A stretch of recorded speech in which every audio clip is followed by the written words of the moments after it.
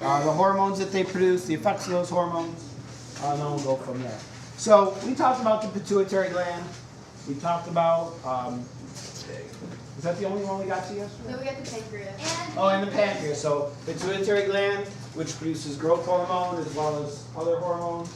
The pancreas, which produces insulin to lower blood sugar. Another one is the adrenal glands. The adrenal glands, they're located, the name itself, ad, that prefix means near. And renal means having to do with the kidneys.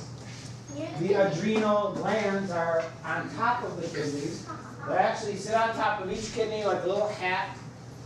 And they produce a hormone that I'm sure you've heard of. Raise your hand if you could tell me, Jackson. Yeah, they produce the hormone called adrenaline. Is there adrenaline because it's adrenal? Yeah, and adrenaline is a stress hormone. It is a hormone that is released by the adrenal glands in sort of emergency situations.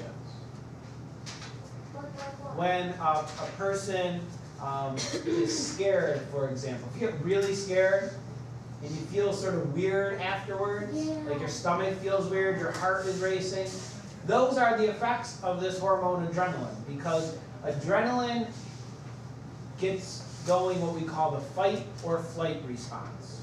Okay? The fight or flight response is an adaptation to danger. And so if you get scared very badly, your heart starts to race. Adrenaline is released by your adrenal glands. Your heart starts to race. Energy in your muscle cells is made quickly available to you. You become more alert, more aware. Okay? What is the purpose of all of those reactions that our body has to adrenaline? Those be helpful in any way? Yeah. When?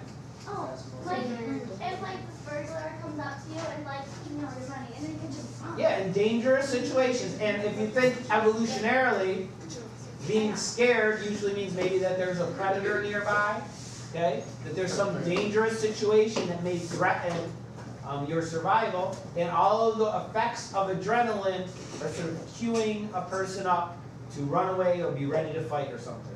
Now we can also sort of trick our body into releasing adrenaline as well as other hormones and other chemicals by doing things that are sort of exciting or dangerous. You go bungee jumping.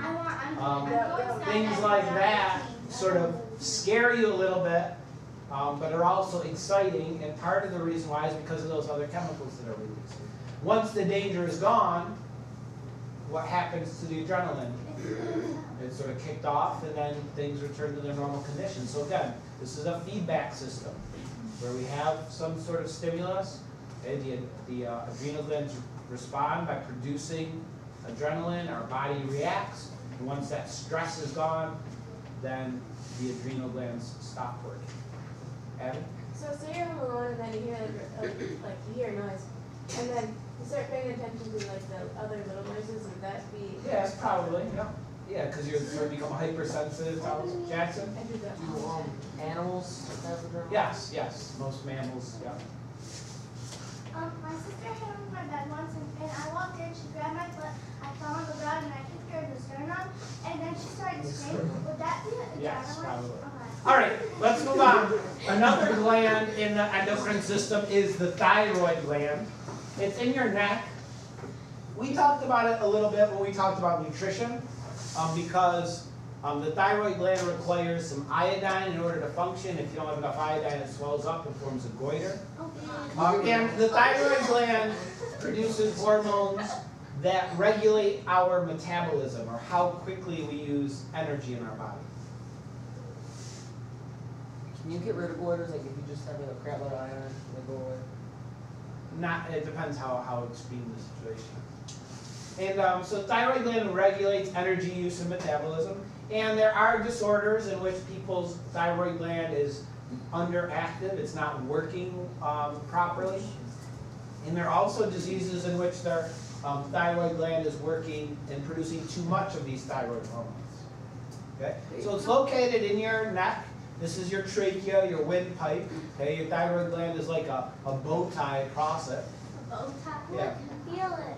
And if a person has an underactive thyroid gland, What happened okay, to her face? then their metabolism may be quite slow.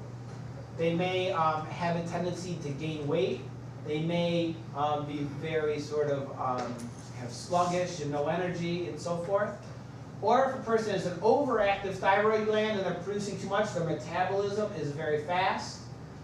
They can be nervous, they can be jittery, they could have a problem being underweight.